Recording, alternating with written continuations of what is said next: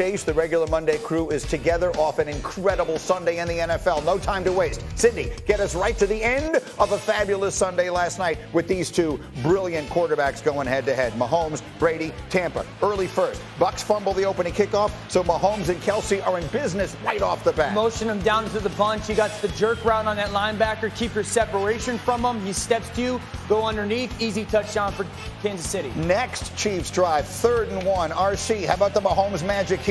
Listen, this is a great play. Look at the strength and still the wherewithal to get the football out in the flat to Juju Smith-Schuster. This is exactly how you draw it up. Let the corner come free. Our guy is better than your That's an guy. interception for every other quarterback. He fins off Carlton Davis, and then they go to the Wildcat. RC, your guy from I LSU. love it when they give it to the Tigers. Throw your heads in the air if you're the true players. Clyde Edwards-Helaire, Chiefs up 14-3. Now, second quarter. Rex Ryan, how do you describe this play? No, this is Patrick Mahomes, but this is ridiculous. I mean, come on. Yeah, that's not possible. You can't give him that. Rex, your ability to describe that play is give him exactly that. spot on. I just can't do it. It's like ridiculous. Spin, all this, throw it behind your back. This Patrick Mahomes right here. Just great coaching by Andy Reid. I just love that play. Hall of Fame coaching. Love that play design. That might genuinely be the most spectacular play of his career. And now it's Brady the other way. He's finally got Mike Evans back. And so they've been down 21-3. That made it 21-10. And now they're building momentum. But Dan, here comes the defense. Yeah, fire zone pressure from Kansas City on an early down. There's no plan or preparation from it from Tampa Bay. L'Jarius Sneed pops that ball out.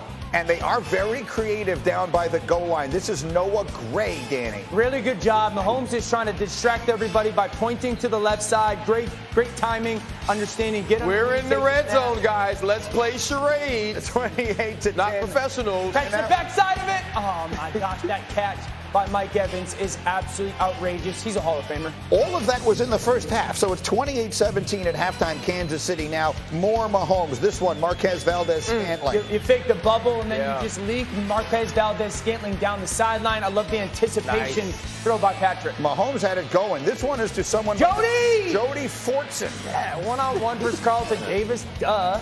Why does he keep saying 31? Because they've got guys you don't know. But look. Jody Fortson. Well, I'm just, you played for the Jets, you'd be like, Jody Fortson. Right, exactly. If he played for the Jets, historically, he would have been the best player they had. But not so. Okay, but let's stay with it for a second here. Mahomes. Yeah. We talk about, playing on schedule, Rex. That was going to be the theme this year. Yeah. Was they were going to play within an offense all of a sudden. Well, that's not what that looked like. Yeah, no, I mean, look, Patrick Mahomes is one of the rarest guys we've ever seen. Yeah. I mean, he really is. And the no-look passes, all these things. He does it every single week. And it's just like, it's funny because, half-kiddingly I say, this Andy Reid offense and Eric Bieniemy offense, it's phenomenal. And it really is. They're great coaches. But let's not get it confused. This is why they're special on offense.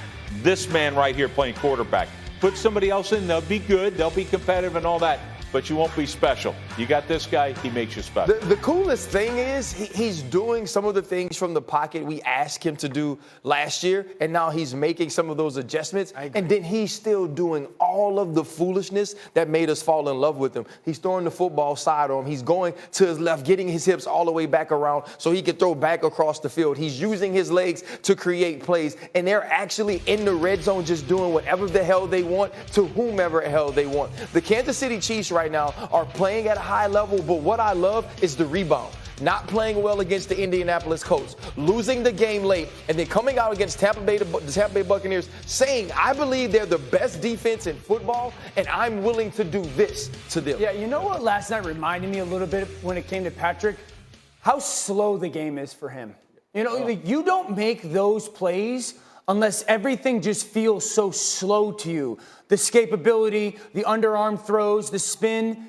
His talent is so extreme, but the game, as far as speed, and that reminds me a little bit of like Patrick 2 or 3 years ago, just feels so slow right now. And then, listen, I understand it, Rex, but the ability to insert Marquez Valdez-Scantling, and then we're going to drive the ball downfield to him. The ability to get Kelsey matched up one-on-one with so many different linebackers. His pace and feel within the pocket, the inside of their pocket, that Creed Humphrey at center and Trey Smith at right guard, to me, is those are two guys that make this offense very different. Now, we're not in the building, right? So we're not in the building saying, you know what? This is the first week we missed Tyreek Hill. But on the week that we felt like that, when you're playing against the Indianapolis Colts in that 3 deep, to come the next week and utilize all of your people, right, against a team like Tampa Bay is huge. And Andy Reid and Eric Bieniemy also have to get a nod for that. No, they do. And I'll tell you why.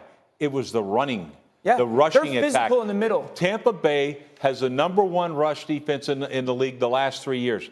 They gave up 187 yards rushing, 37 carries for Kansas City. To me, I was more impressed by Andy Reid and Eric Bieniemy by that stat than I was anything else I saw throwing. They stuck with it. The problem for Tampa previously had been the offense. Last night, I actually thought Brady looked great. And the offense looked quite good. It was the defense that let them down. Kansas City, big win. Meanwhile, the biggest game of the day in the AFC was in the bad weather in Baltimore. You had Josh Allen, you had Lamar Jackson, the top 2 MVP candidates. Allen coming off that tough loss in Miami. You figured he was going to start out hot. Then we'd figure wrong. First drive. I actually like this by Baltimore's defense. They used the 6'8" Calais Campbell. It was almost a screen for Josh Allen.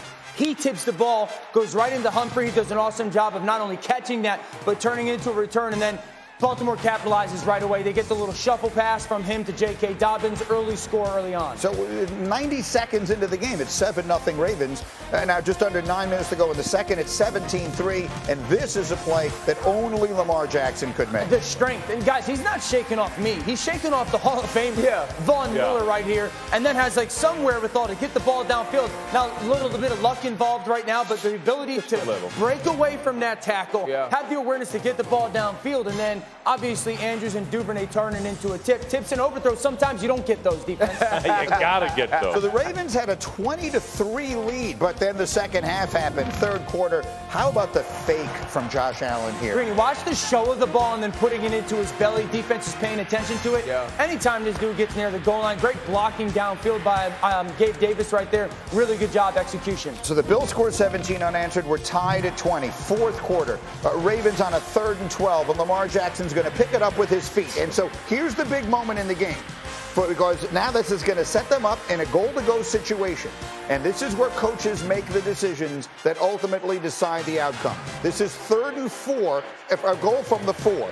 This is Lamar. He's going to run. He's not going to get it in. John Harbaugh, 4th and goal. RC, what should he do? He should kick the field goal. He doesn't. Instead, they go for it. And then how about this play by Jordan Poyer on the defense? Listen, this is great range. This is the guy that was a first-team All-Pro last year, making huge plays in this game with 2 picks. No play bigger than this, because now they get the ball outside of the red zone with an opportunity to go score 3, because they ain't got to score 7. The Ravens' drive was 9 minutes, 29 seconds. They don't score, so we're tied at 20. And, of course, Josh Allen is going to go right down the field. This is his greatest development, though, Greeny. His ability to do the simple stuff when the defense presents itself, hits the corner out, and then this is the part of his game that is indescribable in many ways. He shoves off defensive tackles, and he finds his receiver right on the sideline. Outstanding athletic play. That's Khalil Shakir, and then under 2 minutes to go. No defense wants to do it, but sometimes you have to. They need to let Devin Singletary score, and Rex, they don't.